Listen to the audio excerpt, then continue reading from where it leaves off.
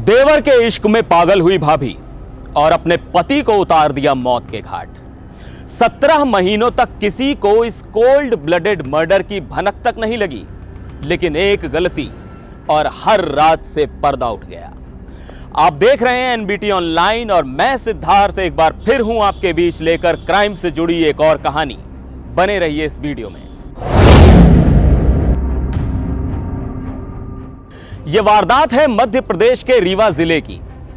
4 साल पहले राम सुशील की रंजना से शादी हुई थी। यह राम सुशील की दूसरी शादी थी। पहली पत्नी का निधन हो चुका था। शादी के कुछ दिन तक दोनों के बीच रिश्ते ठीक ठाक रहे, लेकिन थोड़े ही दिनों बाद दोनों के बीच कलह होने लगी। आए दिन झगड़े होने लगे। वहीं दूसरी ओर राम सुशील की परिवार के दूसरे लोगों के साथ प्रॉपर्टी को लेकर तनातनी भी चल रही थी। पति के साथ रोज रोज हो रहे झगड़े से रंजना तंग आ चुकी थी। करीब 2 साल पहले रंजना की नजदीकी अपने चाचा ससुर के लड़के गुलाब पाल से बढ़ गई। धीरे धीरे देवर और भाभी का इश्क परवान चढ़ने लगा। लेकिन कहते हैं ना कि इश्क और मुश्क छिपाए नहीं छिपते, तो भला देवर और भाभी का इश्क भी कब तक छिपता। राम सुशील को आखिरकार रंजना और गुलाब के अफेयर की भनक लग ही गई। यह खुलासा होने के बाद दोनों के बीच रोजाना होने वाले झगड़े मारपीट में बदल गए। रंजना के साथ राम सुशील की मारपीट गुलाब को नागवार गुजरी। एक दिन गुलाब ने रंजना से कहा कि जब तक भाई यानी राम सुशील जिंदा है तब तक वो उनकी मोहब्बत की राह में रोड़ा बना रहेगा और तब तक दोनों एक नहीं हो सकेंगे, और अगर वो मर गया तो उसकी प्रॉपर्टी भी उन्हें मिल जाएगी। फिर क्या था, देवर और भाभी ने मिलकर राम सुशील को रास्ते से हटाने का प्लान बनाया। मई 2021 की एक शाम राम सुशील घर आया। उसे नहीं पता था कि वो रात उसकी जिंदगी की आखिरी रात होने वाली है। रंजना और गुलाब पूरी प्लानिंग सेट कर चुके थे। गुलाब ने इस प्लानिंग में अपने दूसरे भाई अंजनी पाल, चाचा रामपति पाल सहित उनके 2 बेटों गुड्डू पाल और सूरज पाल को शामिल कर लिया। रंजना ने पहले से ही समोसे मंगवा कर रखे। राम सुशील के घर आने से पहले उसने समोसे की चटनी में चूहे मारने वाला जहर मिलाकर रख दिया। राम सुशील के घर पहुंचते ही रंजना ने खाने के लिए समोसे परोसे, जिसे खाने के कुछ देर बाद उसकी मौत हो गई। रंजना को जब लगा कि उसके पति का काम तमाम हो गया है, तब उसने अपने आशिक यानी अपने देवर गुलाब को फोन कर राम सुशील की मौत की खबर दी। खबर मिलने के बाद गुलाब अपने भाई अंजनी को लेकर घर पहुंचा।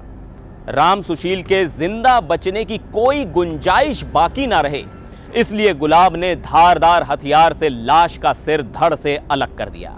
इसके बाद लाश बोरे में भरकर रख दी। अगले दिन गुलाब ने बोरा साइकिल पर लादा और सीधा चाचा रामपति के खेत पहुंचा।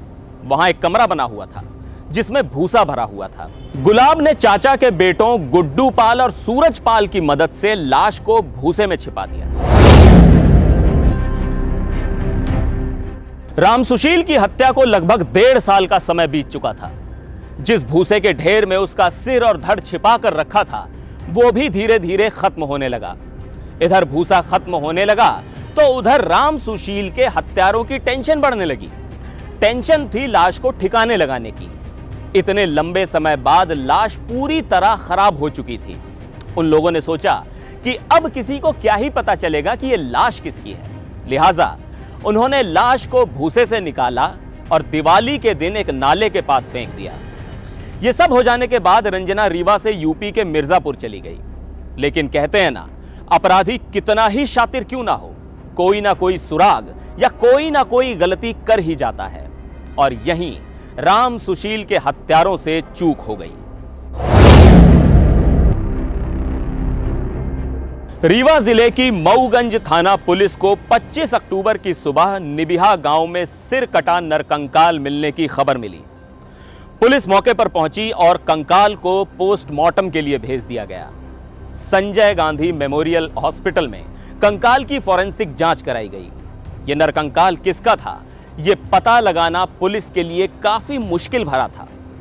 फिर पुलिस ने आसपास के इलाकों में पूछताछ शुरू की। इस बीच फॉरेंसिक रिपोर्ट भी सामने आ गई।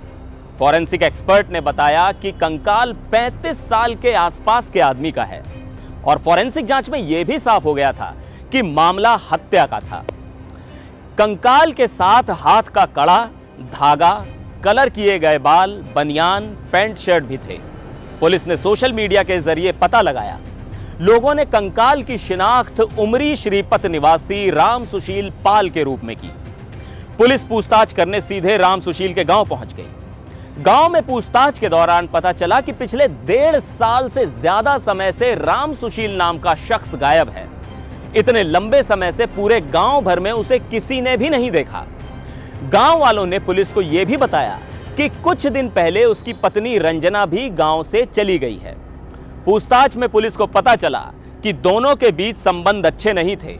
आए दिन दोनों में झगड़े होते थे। अब पुलिस के शक की सुई सीधे रंजना की ओर घूम गई। पूछताछ करने और मामले की ज्यादा जानकारी जुटाने के लिए पुलिस की एक टीम मिर्जापुर जा पहुंची और रंजना को अपने साथ उठा लाई। पहले तो रंजना सच कबूल नहीं कर रही थी, लेकिन जब पुलिस ने सख्ती दिखाई तो उसने एक एक बात पुलिस के सामने उगल दी। उसने बताया कि देवर गुलाब पाल के साथ अफेयर और प्रॉपर्टी हथियाने के इरादे से उसने अपने पति की हत्या की। रंजना ने इस प्लानिंग में शामिल हर एक शख्स का नाम पुलिस को बता दिया। इस मामले में पुलिस ने रंजना पाल सहित उसके देवर गुलाब पाल, अंजनी पाल, चाचा रामपति पाल को गिरफ्तार कर लिया है, जबकि गुड्डू और सूरज अभी भी फरार हैं। अफेयर और प्रॉपर्टी के लालच में इतनी बेरहमी से किसी की हत्या कर देने वाले इंसान तो नहीं हो सकते, क्योंकि रिश्तों, संबंधों और सबसे बढ़कर इंसानियत को तार तार कर देने वाली ऐसी वारदात को हैवान ही अंजाम दे सकते हैं, कोई इंसान नहीं। बहरहाल आज के लिए बस इतना ही। फिर लौटूंगा क्राइम से जुड़ी कोई और कहानी लेकर। फिलहाल मुझे दीजिए इजाजत। नमस्कार।